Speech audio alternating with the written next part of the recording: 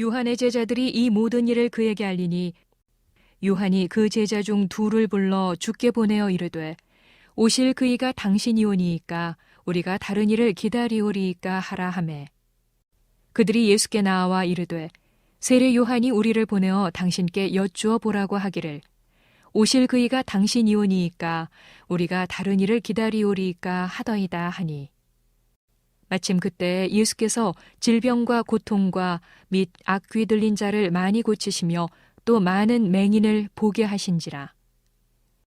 예수께서 대답하여 이르시되 너희가 가서 보고 들은 것을 요한에게 알리되 맹인이 보며 못 걷는 사람이 걸으며 나병 환자가 깨끗함을 받으며 귀먹은 사람이 들으며 죽은 자가 살아나며 가난한 자에게 복음이 전파된다 하라. 누구든지 나로 말미암아 실족하지 아니하는 자는 복이 있도다 하시니라. 할렐루야. 12월이 되었지만 감사 행진은 계속합니다. 감사합니다.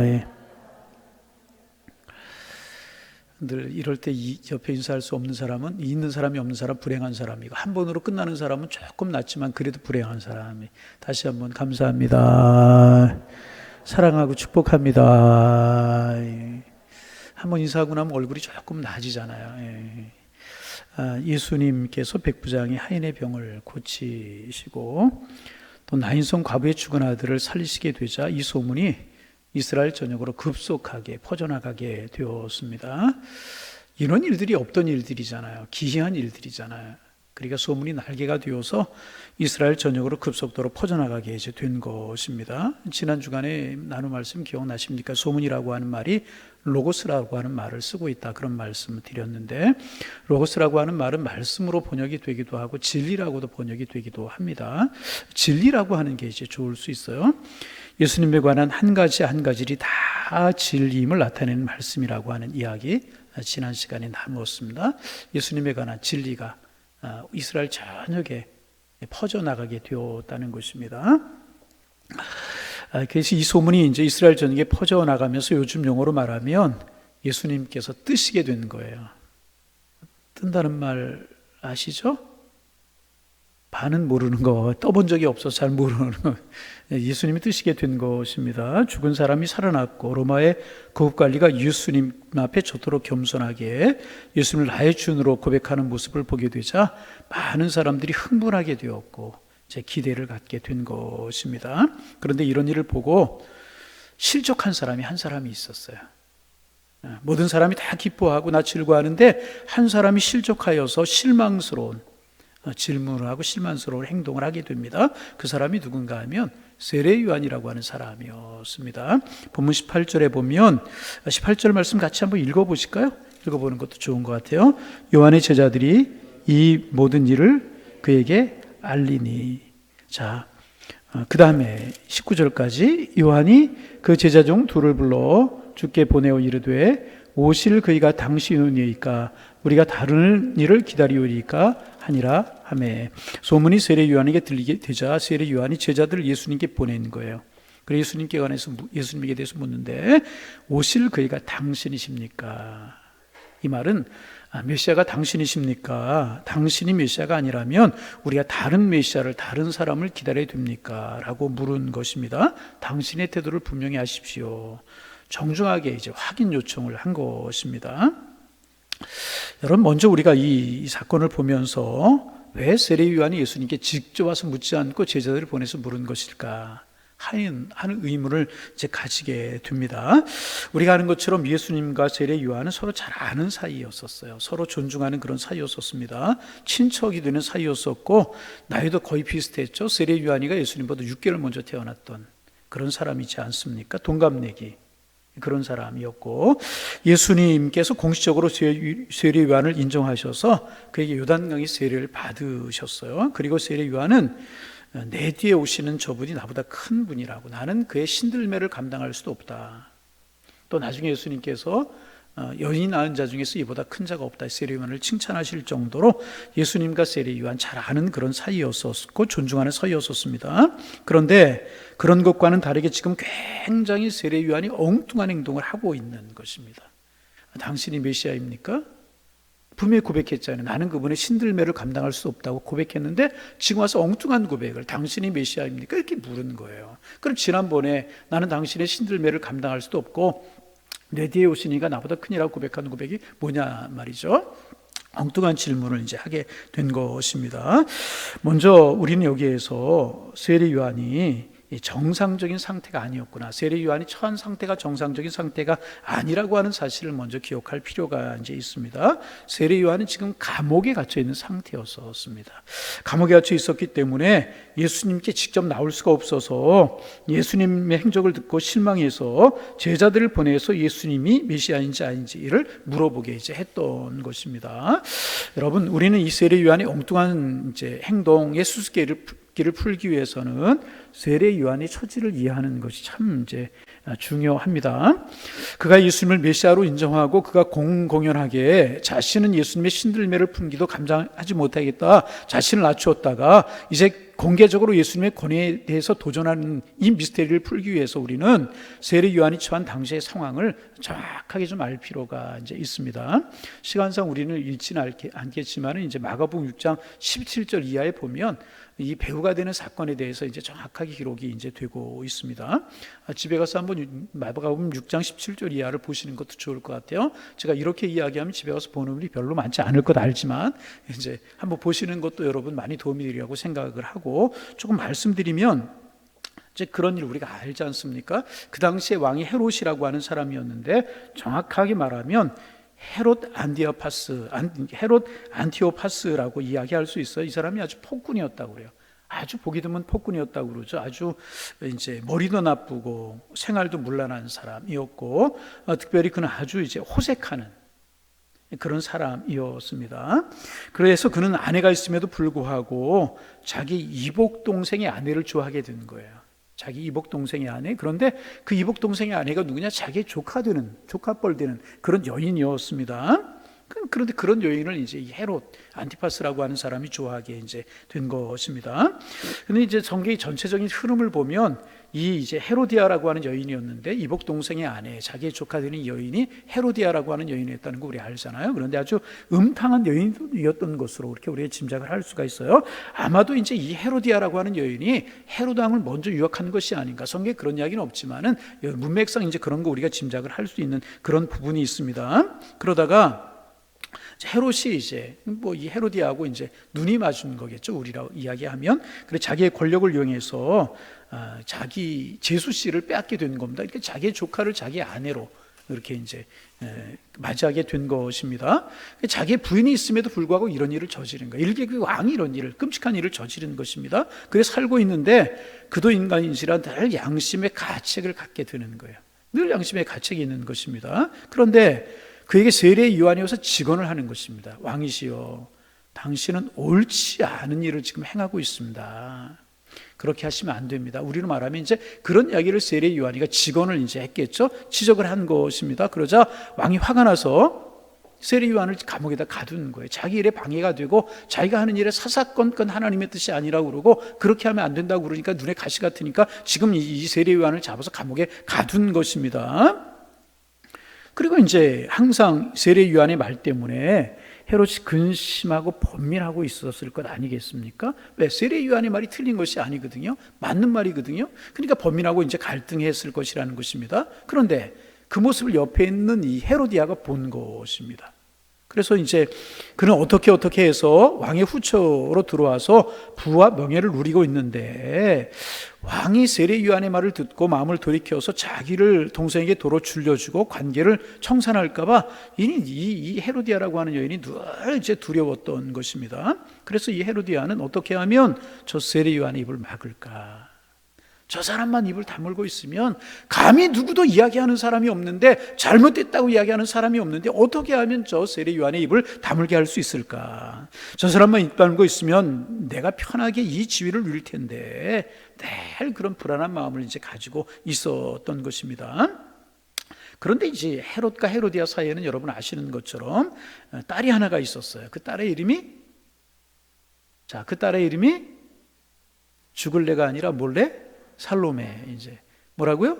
살로메, 잘 아는, 헤로디아 살로메 우리가 잘 아는 그런 이야기잖아요. 살로메라고 하는 이제 여자아이가 하나 있었습니다.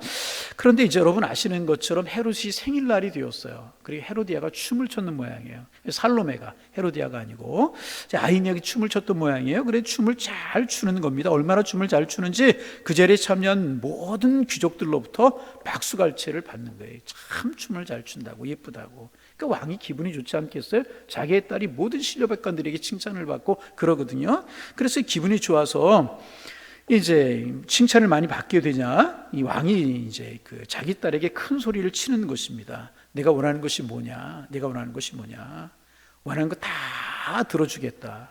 그러면서 이제 하는 이야기가 뭐냐면 나라의 반절이라도 내게 주겠다. 뭐를? 나라의 반절이라도 주겠다는 것입니다. 물론 뻥이죠. 네. 물론 뻥이죠. 뻥이라고 하는 말 듣기 쉬우라고 제가 그렇게 말씀을 드리냐면, 왜 뻥이라고 이야기하냐면 나라의 반을 줄 권한이 헤롯에게 있는 사람이 아닙니다. 쉽게 말하면 이 헤롯은 허수아비 왕이에요. 명예 왕입니다. 여러분 일본이나 영국 같은 나라 보면 왕제도가 있잖아요. 영국에도 여왕이 있잖아요. 근데 실권이 없어요. 상징적인 존재이지 실권이 없는 왕이 일본이나 이제 영국의 왕 아니겠습니까?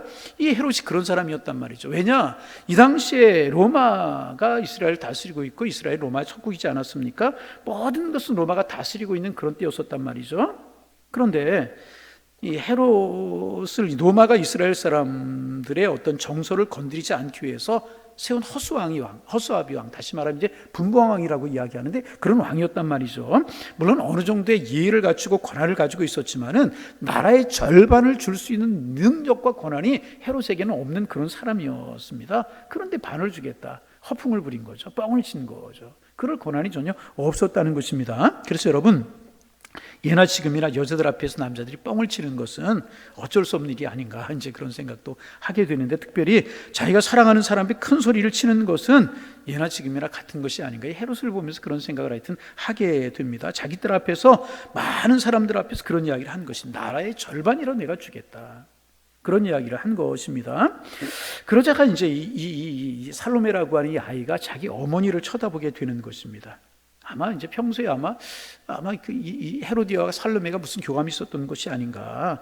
아마 헤로디아가 그런 것을 가르친 것이 아닌가, 그런 생각도 해볼 수가 있는데, 이제 왜냐하면 헤로디아가 간교한 여자 아니었었습니까? 왕이 많은 사람들을 약속을 하고 이제 뭐 공언을 했기 때문에 공식적으로 요구하면 왕이 이제 거절할 수 없다는 사실을 이 헤로디아가 이제 알았다는 것입니다.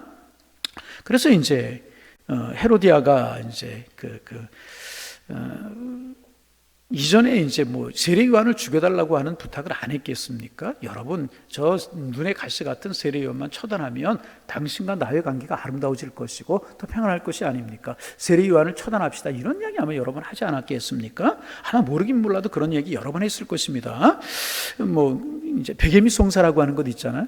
그렇게 하지 않았을까, 그런 생각이 들어요. 그런데 이제 헤롯 왕이 마지막 양심이 남아있을 뿐만 아니라 사람들이 이목이 두려웠던 거죠. 아무리 왕이지만 세례요한이 하는 이야기가 잘못이 아니었고, 이 400년 동안 선지자가 없던 시대 때 선지자 세례요한이 나와가지고 막 하나님의 말씀을 전하고 잘못을 지적하고 그러니까 사람들이 이목이 쏠려 있는 겁니다. 그래서 세례요한이 의인인 것을 알았고 사람들이 선지자로 세례요한을 알았기 때문에 세례요한을 없애는 일을 헤롯도 상당히 부담스러운 그런 일이었다는 것입니다. 그래서 헤로디아가 여러 번 요청을 했을지도 모르게, 베개 및 송사를 통해서. 그런데 이제 뭐 그런 일을 하지 못하고 있다가 지금 이제 헤롯이 어떤 그런 잔자리에서 이제 큰 소리를 치지 않았습니까? 그래서 자기가 왕이기에 자기가 한 일은 책임져야 된다는 사실을 알았기에 헤로디아가 살로메를 시켜서 세례요한의 목을 이제 요구하게 이제 되는 것입니다. 기회를 놓치지 않았던 것입니다. 이제 뭐 그래서 결국 세례요한이가 죽임을 당하게 되는데, 참으로 너무나 귀한 선지자가, 정말 귀한, 너무나 귀한 선지자이지 않았습니까? 세례요한이가 너무나 훌륭한 선지자가 너무나 이제 어처구니 없이 죽임을 당하는, 세례요한이가 이제 그렇게 죽지 않습니까? 우리가 잘 아는, 여기까지 우리가 잘 아는 내용 아니겠습니까? 여러분, 자, 안타까운 일은 뭐냐 하면 세상을 살다 보면 가끔 이런 일이 있을 수가 이제 있어요. 위대한 인물이었고 이제 뭐 대명분을 위해다가 이제 싸우다가 죽었으면 그 죽음도 멋진데 비참하게 죽는 위대한 인물이었던 사람이 대명분이 아니고 비참하게 죽는 이런 일을 우리가 가끔 볼 수가 있어요. 세리요한이 죽음이 이제 참 초라했어요. 물론 크게 보면 그는 정의를 위해서 선지자도 선지자로서 왕의 잘못을 지적하다가 죽었으니까 충신이라고 이제 명분이 설지 모르지만 직접적인 동기가 그래서 죽은 것을 보면 참 안타까운, 그래서 우리가 세상에 이런 일들이 보는 것을 보면서 참 안타깝고 세상의 모든 일들이 공정하게만 이루어지지 않는구나 그런 생각을 하게 되면서, 그렇다고 우리가 낙심할 것이 아니고 그러기에 우리는 하나님을 나라를 바라보고 하나님의 공의를 바라보고 마지막 날을 바라보는 신앙을 그러기 때문에 우리가 가져야 되는 것이 아닌가. 세상에 소망을 두지 아니하고 하나님 나라의 소망을 둘 수 있는 하나님의 사람들 되기를 소망합니다. 하여튼 이제 그런 상황이 지금 펼쳐지고 있는 그런 상황이었습니다. 그래서 그런 상황이 펼쳐지고 있는 가운데 세리 요한이 죽기 전에 감옥에 갇혀 있는 그런 상황이었습니다. 이제 그런 상황 속에 세리 요한이가 예수님께서 이제 사람을 보낸 거예요. 그래서 당신이 메시아입니까? 우리가 다른 사람을 기다려야 됩니까?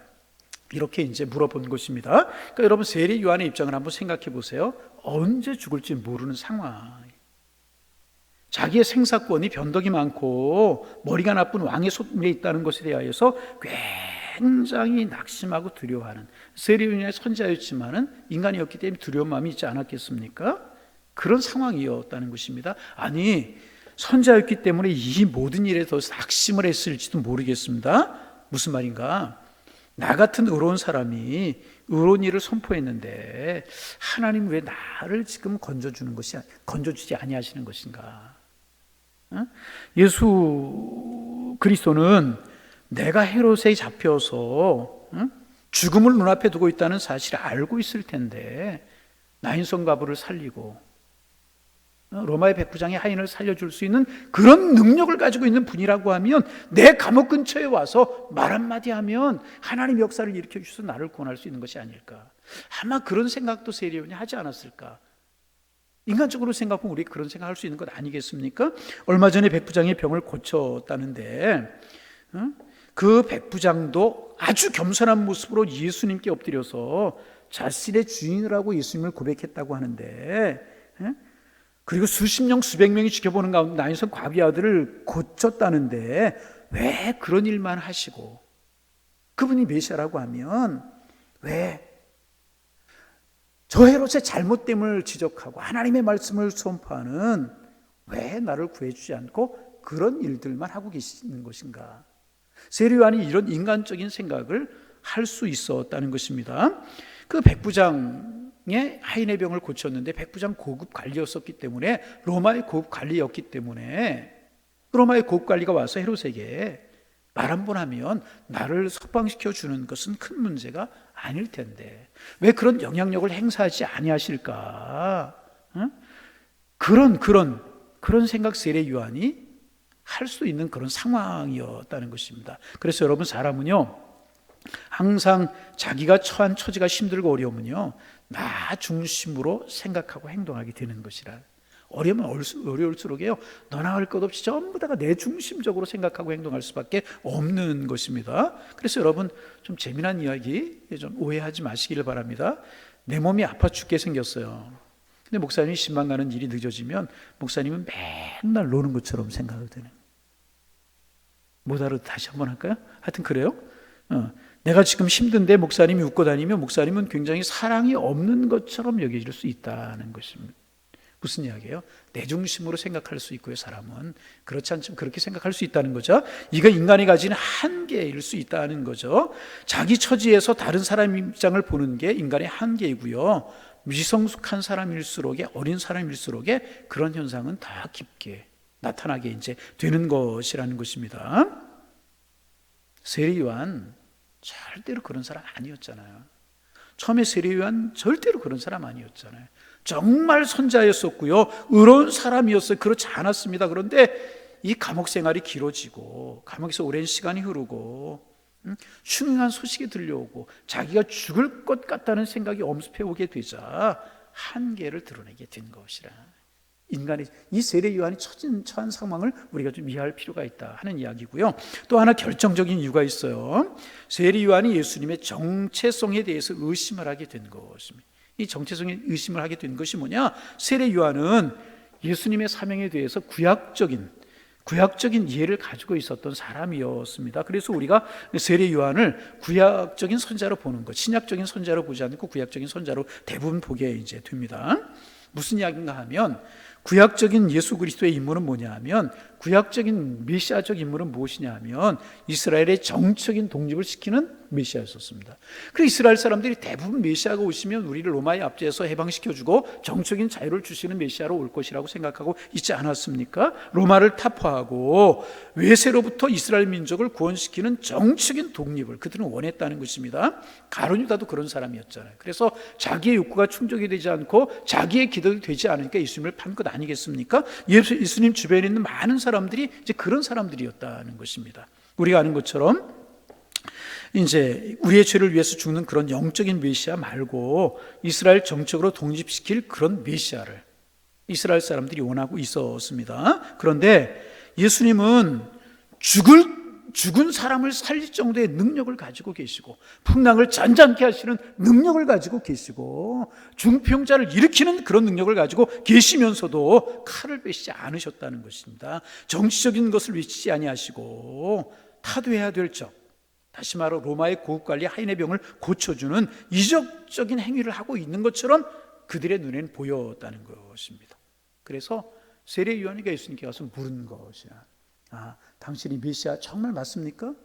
영적인 메시아를 생각하지 않고 정적인 메시아를 생각하기 때문에 정말 메시아 맞습니까? 아니면 우리가 다른 메시아를 기다려야 되는 것입니까? 이렇게 예수님께 이제 묻게 된다는 것입니다. 여러분, 세례 요한이가 어떤 사람이었었어요? 영적인 사람이고 예수님께 그런 칭찬을 받은 사람 아니었습니까? 그래서 세례 요한이도 처지가 어렵게 되다 보니까, 고난이 길어지다 보니까, 그리고 또 한 가지는 자기 중심적인 사고를 하다 보니까 이런 실수를 했다는 것입니다. 다시 말하면 우리도 이런 실수할 수 있다는 거예요. 오늘 우리는 세례 요한의 모습을 보면서 전에하고는 다른 세례 요한의 모습이에요. 예수님이 메시아라고 하는 것을 분명히 알았는데 마음이 흔들린 거예요. 그래 다시 당신이 메시아입니까? 우리 다른 메시아를 기다립니까?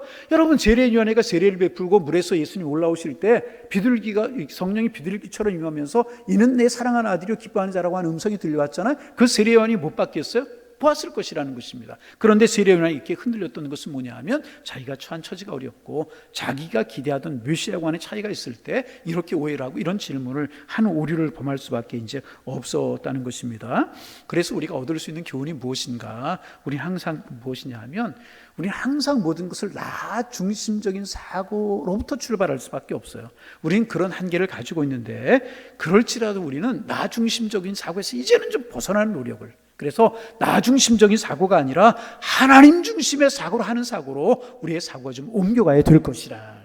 그래서 우리 신앙의 온도가 쌓이면 쌓일수록에, 설교를 듣는 횟수가 늘어가면 늘어갈수록에, 하나님 앞에 예배하는 횟수가 늘어가면 늘어갈수록에 어쩔 수 없이 나 중심의 사고를 하며 살아가는 나였지만 그래 조금씩 이런 설교를 듣는다고 하루아침에 하나님 중심적인 사고로 바뀌는 것은 아니지만은 그래 조금 생각하는 것이 달라지고 말하는 것이 달라지고 그래 하나님 중심적인 사고로 날마다 나아갈 수 있는 하나님의 사람들이 되기를 소망합니다. 내가 오늘 고통스럽고 좀 힘들고 오늘 내가 좀 불편해도 이것이 정말 나를 위해서 옳은가, 그것을 생각할 것이 아닌가. 정말 하나님의 뜻에 어떤 것이 옳은 것인가, 하나님이 원하시는 것이 어떤 것인가 하는 것을 우리가 물을 수만 있다면 그 모습이 하나님을 기쁘시게 할 수 있는 모습이 아니겠습니까? 여러분, 우리 이런 사고로 우리의 사고들이 늘 바뀌어갈 수 있기를 소망합니다. 내 중심이 아니라 하나님 중심. 제가 이제 이런 이야기 어떤 이야기인지 모르겠습니다. 말씀을 준비하면서 생각이 떠나지가 않아 좀 이야기 좀 하려고 그래요. 이제 돌아오는 줄 우리가 이제 오드 코로나 상황이 되었고 교회가 내년을 준비하면서 여러 일꾼들을 좀 세워야 되겠다. 일꾼들이 없는 것 아니고 모자라는 것은 아니지만은 더 좀 이렇게 일꾼들을 세워서 하나님에게 활기 있게 돌아가고 좀 힘있게 돌아가고 하나님 앞에 기쁨이 되는 우리에게 영원한 표현 하나님의 영광이 충만한 교회, 될 수 있도록 해야 되겠다, 그런 생각을 가져서 당회에서 장로님이라고 이야기를 해서 이제 우리 장로님, 안수집사님, 권사님 이제 좀 피택 좀 하기로 했습니다. 제 마음속에 드는 생각이 뭐냐 하면, 무엇을 위한 것인가? 무엇을 위한 것인가? 단순히 그냥 교회가 좀 잘 되기를 원하는 것인가? 아니면 정말 하나님의 영광을 위한 것인가? 묻게 돼요.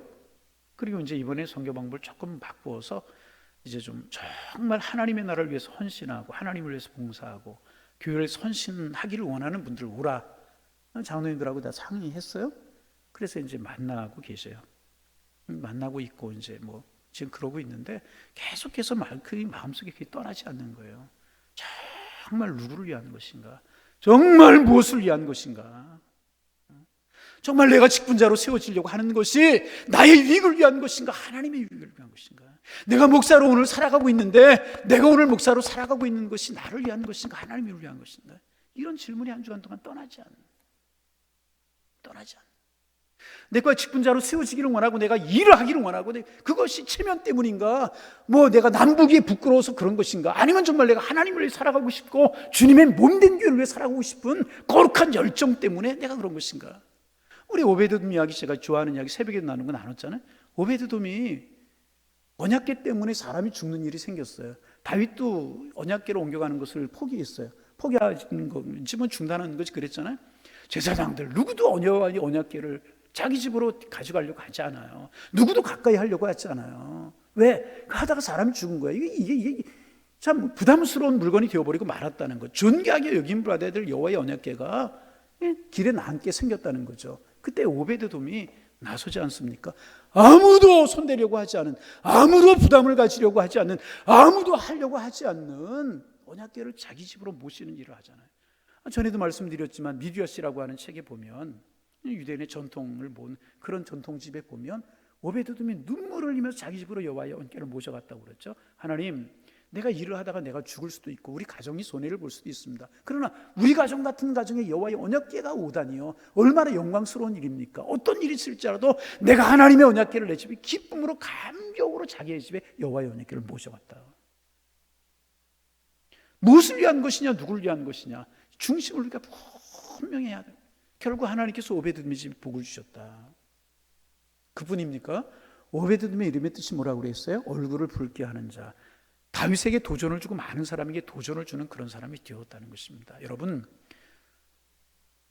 아니 말로 이야기해서 나 창피해서 이거 안 되는 거예요. 이거 안 되는 거죠. 내가 하나님을 위해서, 주님의 몸된 교회를 위해서, 나를 구속하신 하나님의 사랑을 위해서 내가 직분도 가져야 되는 것이고 내가 일도 해야 되는 것 아니겠습니까? 여러분, 우리의 모두의 마음이 그런 마음 되기를 소망합니다.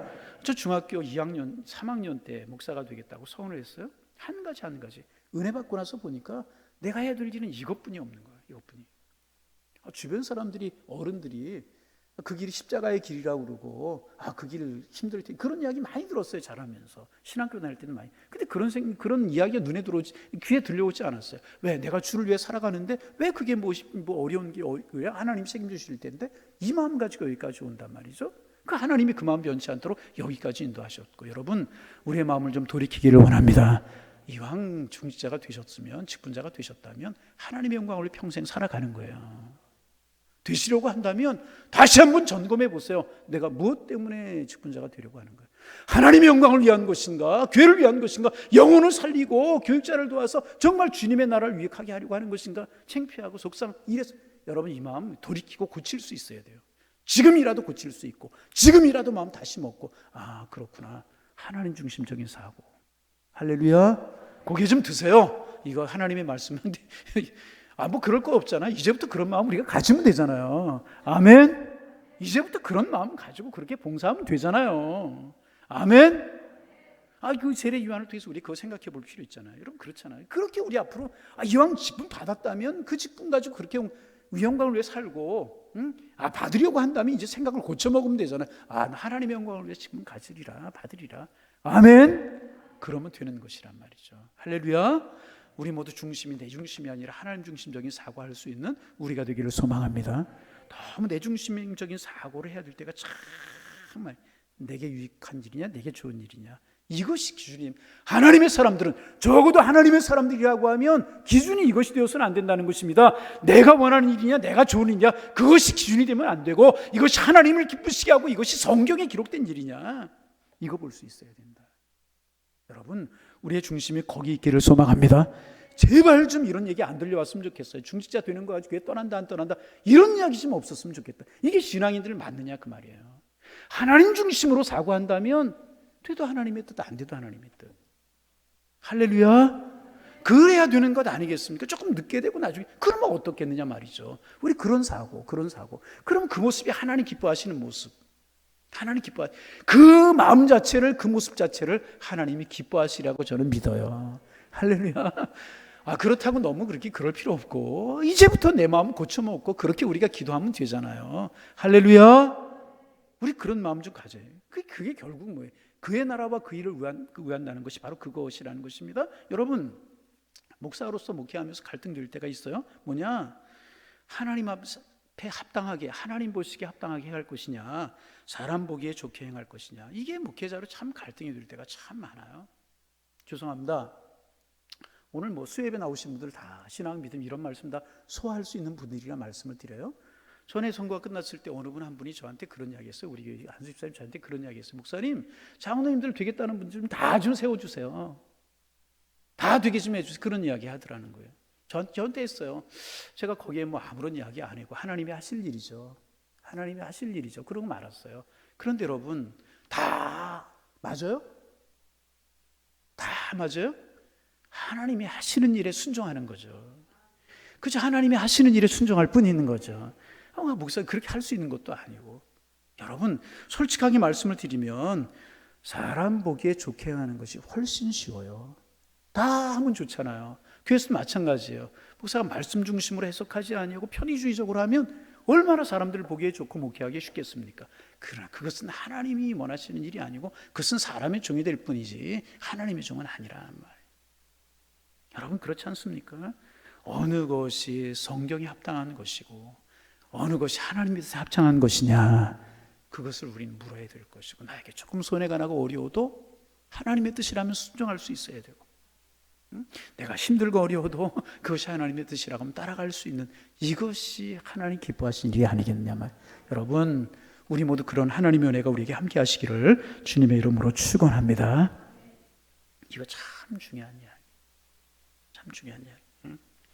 지금 섭섭할지라도 5년 10년 지난 뒤에 그때 그것이 하나님 보시기에 옳은 일이었구나.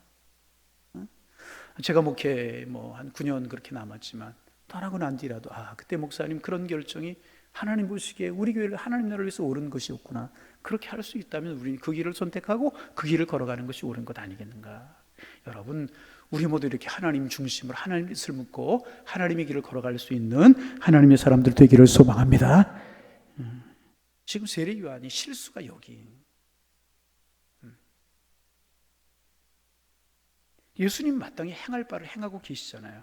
예수님은 온 인류의 구주이시기 때문에 이스라엘뿐만 아니라 로마의 백부장이 하인의 질병을 고쳐 주셨던 것이 온 인류의 이스라엘 백성들만을 위해서 온 것이 아니었고, 세례 요한은 감옥에서 이렇게 고난을 당하고 하나님의 섭리가 그 속에 있었던 것을 예수님이 알고 있었기 때문에 지금 예수님이 이렇게 하신 것이 과부의 아들을 살려주신 것이라는 것이, 예수님은 자기의 할 일을 알고 그 길을 행하고 계셨다는 것입니다. 그래서 세례 요한이 좀 더 깨어 있었다면, 물론 사람의 한계라는 것이 있을 수 있죠. 그래서 요한이 좀 깨어 있었다면, 하나님 중심의 사고를 했더라고 하면 이런 실수하지 않았을까. 그리고 예수님 메시아임을 알았잖아요. 그런데 당신이 메시아입니까? 아니면 다른 사람을 기다리는 것입니까? 이렇게 묻고 이런 오류를 이제 범하게 된 것이라는 것입니다. 여러분, 세례 요한도 이제 사람이었죠. 오늘 우리도 이제 세례 요한이 이런 오류와 실수에 빠졌다면 왜 오늘 이런 오류, 우리는 실수 빠지지 않겠습니까? 그러나 늘 우리가 그러기에 기도하고 깨어 있어야 되는 것. 하나님, 내 중심적인 사고에서 벗어나게 하여 주옵소서. 하나님 중심의 사고를 할 수 있도록 주님 나를 도와 주옵소서.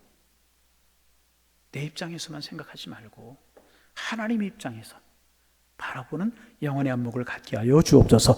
어떤 것이 하나님 나라의 유익이고 어떤 것이 하나님을 기쁘시게 하는 것인가, 어떤 것이 주님의 몸된 교회를 유익하게 하는 것인가, 우리 그거.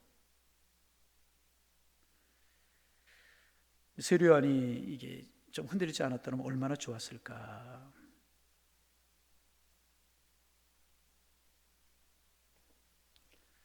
이제 조금 더 우리가 이야기해 볼까요?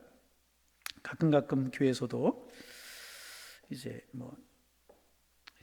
내 중심으로 이제 생각하고 사고하는 그런 일들이 있어서 교회 조금씩 문제가 되는 것들이 있어요. 이게 하나님 성경적인가 보다는 내가 보기 아니라는, 전에 교회에서 신앙생활을 했던 거 아니고 내가 이제까지 해왔던 것하고 다르고 그러다고 이야기하는 분들이 계셔요. 물론 그것이 절대적인 게 아니고 그렇지만은 그럴 때도 우리가 좀 생각해 볼 수 있어요. 내 생각인가? 성경이 말씀하고 있는 것인가? 하나님이 원하시는 것인가? 항상 우리는 그것을 물을 수 있다면 정말 우리가 한 걸음 더 성숙하고 우리가 속한 교회 공동체, 우리가 속해 있는 곳들이 좀 하나님 기쁘시게 하는 은혜가 있을 것이라고 생각이 이제 됩니다. 그래서 전에는 이랬는데, 전에 교수님이 이랬는데, 이랬는데, 여러분 그래서는 안 될 것이고 이제는 우리의 질문, 우리의 이야기를 바꿔요. 교회가 그래야 된다면 성경에 나타난 예루살렘 교회는 어땠는가? 성경에 나타난 안디옥 교회는 어땠는가? 하나님이 기뻐하셨던, 책망받지 않고 기뻐하셨던 하나님의 교회들은 어떤 교회인가? 성경에 나와 있는 교회들은 어떤 교회들인가? 우리가 이런 것을 물어요. 전에 이거보다는 그런데 우리의 관심이 모아져야 될 것이고, 정말 우리가 그 하나님의 뜻을 묻고 성경이 무엇인가를 묻는다면 정말 우리 교회 하나님이 기뻐하시는 교회가 되리라고 믿고, 아멘. 우리 교회 하나님 기뻐하시는 교회가 되리라고 믿고, 여러분 긴장하지 마세요. 다 잘못하고 있다는 거 아니에요. 여러분 잘하고 계셔요. 근데 우리가 좀 더 그런 사고를 하자. 좀 더 그렇게 하나님 기뻐하시는 사고를 하자. 이제 그런, 아무리 두 가지라고 그랬죠. 세례요한 자기가 처한 형편이 어렵기 때문에 이런 사고로 흘러가게 되었고, 그러니까 내가 어려우면 이제 내가 어려워 있는데 예수님이 하시는 일들을 보면 예수님이 오시기만 하면 내 어려움을 금방 극복하고 내 어려움을 금방 이기해 주실 주님이라고 생각이 되거든요. 근데 그런 일이 안 일어나거든요. 그래서 세례요한이가 이런 사고를 하게 된 것이고, 또 하나는 구약적인 사고, 정적인 메시아 그런 것이기 때문에 이 세례요한이 이제 그랬다, 그런 말씀을 이제 여러분 드렸습니다. 그래서 여러분 결론입니다. 세례요한이 누구예요? 말씀드렸던 것처럼 세례요한은 선자예요. 예수님이 칭찬하셨던 사람. 어떻게? 여자가 낳은 자 중에서 이보다 더 큰 자가 없다. 얼마나, 이보다 더 큰 칭찬이 어디 있어요? 예수님 보시기에도 세례요한이 대단한 사람이었다는 거예요. 정말 이 세례요한 대단한 사람이었어요. 그런데 세례요한 같은 사람도 흔들렸고, 이게 실수라고 볼 수 있죠. 실수했다면 오늘 우리 실수할 수 있는 것 아니겠습니까? 그러면 우리도 실수할 수 있지 이러고 이야기를 끝내면 되겠습니까? 아니죠. 이런 이야기를 성경에 기록한 이유가 무엇입니까? 너희도 그런 실수할 수 있다? 오늘 살아간 너희들은 실수할 수 있으니까 어떻게 하면 된다? 영적으로 깨어있어라. 영적으로 기도로 깨어있고 말씀으로 깨어있고 늘 주님 가까이 함으로 깨어있어라. 그래서 세례요한이 이런 실수를 했지만 너희는 이 실수 안 하는 모습이 더 좋을 것이다. 아마 주님이 말씀하신다면 이런 말씀을 하시지 않을까. 그래서 여러분 우리 늘 영적으로 깨어있어서 우리의 모든 것들이 하나님을 기쁘시게 하고 하나님을 은혜롭게 하고 하나님 앞에 축복이 되고 은혜 속에 살아가는 우리 향이로운 속들 다 되실 수 있기를 바라고, 점점 우리의 사고가 내 중심적인 사고에서 성령 중심적인 사고, 말씀 중심적인 사고, 하나님 중심적인 사고 나아가서 풍성한 은혜가 우리 함께하는 그런 축복들이 함께 하시기를 주님의 이름으로 축원합니다. 축원합니다. 기도하겠습니다. 하나님 아버지, 세례요한이가 이런 실수를 했다면 우리 이런 실수 왜 안 하겠습니까? 그러게 주님 앞에 기도합니다. 우리 영혼이 깨어있기를 원합니다. 기도로 깨어있고 말씀으로 깨어있기를 원합니다. 주님 사랑하는 모습으로 깨어있을 수 있도록 축복하여 주셔서 이런 실수가 조금씩 줄게 하시고, 그래서 주님 중심으로 말하고 생각하는 저희들 되게 하셔서 우리가 있는 것마다 하나님의 뜻이 드러나고 하나님의 사랑이 드러날 수 있도록 축복하여 주옵소서. 돌아오는 주일 일꾼을 세워서 하나님의 일을 하게 하고 영혼을 구원하게 하고 주님의 몸된 교회를 위해서 일하게 하는 일을 하려고 합니다. 일 속에 주님 관여하여 주시어서 우리 모두 하나님 중심적인 사고를 하게 하시고 왜 직분을 세워야 되고 왜 직분을 받아야 되는지 명확하게 다시 한번 정리할 수 있도록 축복하여 주시고 이것도 주님 중심의 사고가 되게 하셔서 하나님 앞에 기쁨이 될 수 있도록 주님 축복하여 주옵소서. 우리 욕심과 인간적인 생각으로 흘러가지 않도록 도와주시고 하나님이 기뻐하시는 사고고 행동이 무엇이고 하나님 기뻐하시는 이 무엇인가를 우리 물을 수 있도록 축복하여 주셔서 이것 또한 큰 축복이요 개인에게 축복이요 교회 축복이요 하나님 앞에 큰 영광이 될 수 있도록 성령님 도와주옵소서. 그런 성숙함과 그런 은혜가 저희 모두에게 넘쳐날 수 있도록 성령님 우리를 도와주옵소서. 예수님의 이름으로 기도하옵나이다. 아멘.